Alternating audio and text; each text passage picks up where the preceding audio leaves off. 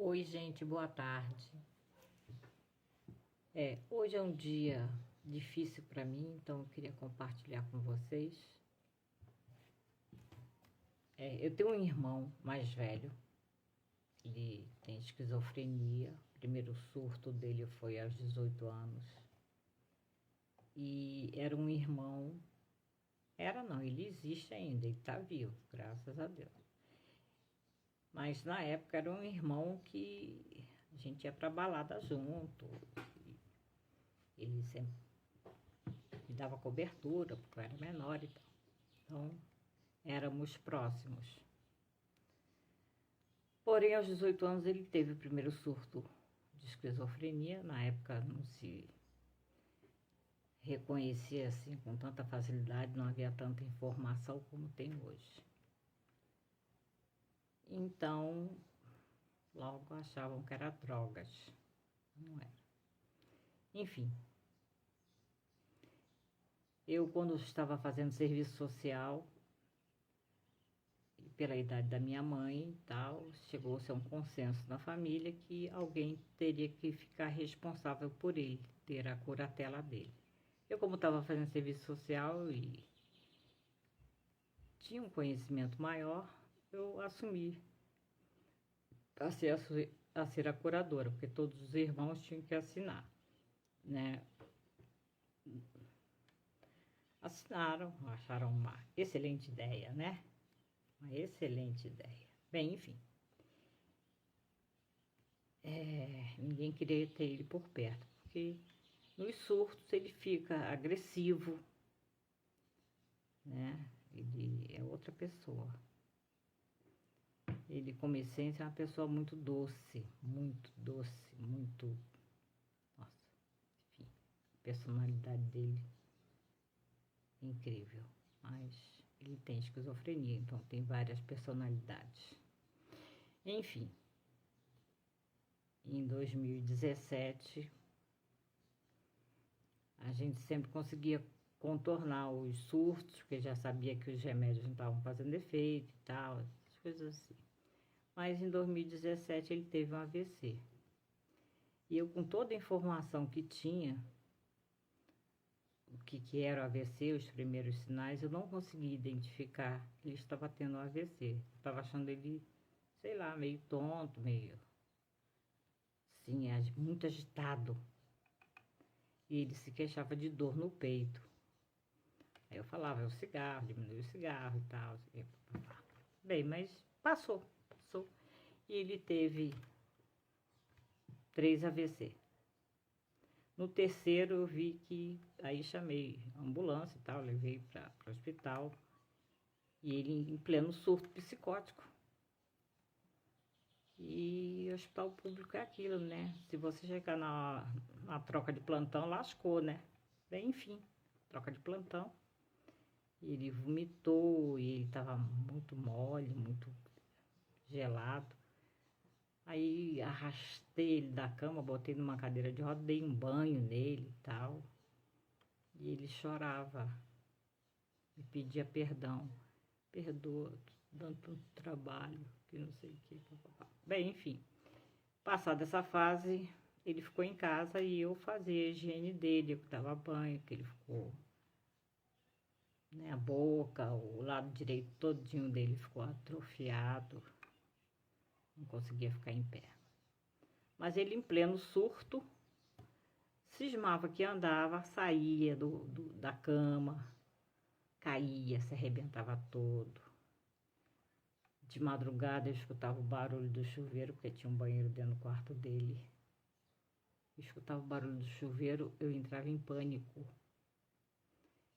E ele caía. Caiu dentro do box.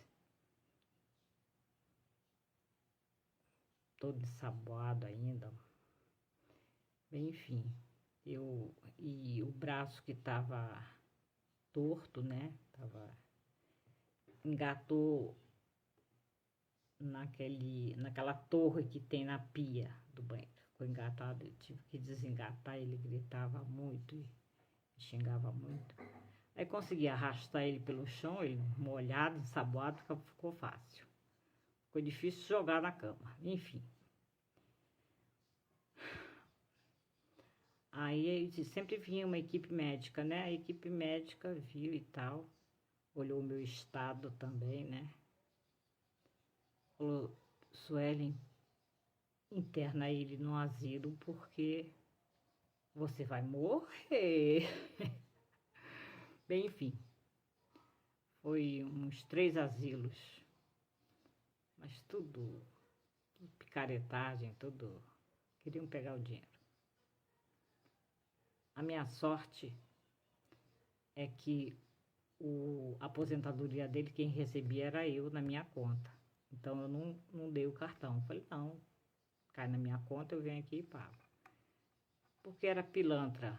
O asilo, tinha dias que eles não tinham nem tomado café porque faltou açúcar. Pedi tanto a Deus, tanto, pedi. Deus me ouviu e me colocou num asilo que tinha enfermeira, médico, cuidador, né? Homens. Tinha cuidadores homens e mulheres, porque é misto, né? E são alas separadas. Bem, foi uma benção, porque eu estava em frangalho. Em 2019, bem, isso foi em 2017. 2019 eu continuava indo 2 vezes por semana e tal, e ele sempre chorava dizendo que queria voltar para casa. Me leva para casa. Isso foi me fazendo um sentimento tão pesado, tão de culpa, de tanta coisa, que eu entrei numa profunda depressão severa. Eu não queria comer, eu não queria viver. Todos os dias eram cinzas. Eu não tinha força. Minha mãe, nossa, quando ela invadia meu quarto para levantar, eu xingava ela, batia a porta. Eu comecei a morar com ela, fiquei no quarto dele. Eu morava ao lado. Mas é uma outra história. Bem, enfim. A depressão foi grande até que uma amiga foi lá, conversou comigo, falou, Sueli, você não pode ficar assim. Vai no saúde mental, vai lá numa psiquiatra. Falei, a psiquiatra é pra doido, olha só que idiotice, gente. Não tem nada a ver com você. Quando precisa de ajuda, você tem que aprender a pedir e não ter preconceito. Aí eu me conscientizei que eu precisava de ajuda. Aí fui e tô há 3 anos em tratamento. Sempre fui uma pessoa muito ansiosa, muito, sim, ligada no 220. Eu até brinco que eu tenho TDAH, nem sei. Porque eu sou capaz de perder as coisas na minha cara. Uma vez eu achei que eu tinha perdido o celular, mas eu estava numa chamada de vídeo, o celular estava ali na minha frente, eu procurando o celular. Eu falei, peraí que eu tenho que achar meu celular. E abri a gaveta e a minha irmã rachou de rir, é claro. Tá na sua frente, sua idiota. Pois eu perco muitas coisas. Perco óculos. Boto na cabeça e procuro o óculos. Bem, enfim, eu sou assim, né?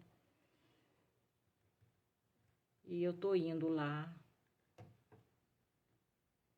Rezem por mim, que eu seja forte. Porque eu não sou, não. Bem, é isso, gente. Darei notícias. Vou ver se dá para dar uma filmadinha nele, se ele estiver bem. Porque ele é muito engraçado. Tá bom? Beijos. Obrigada. Compartilhe e comentem.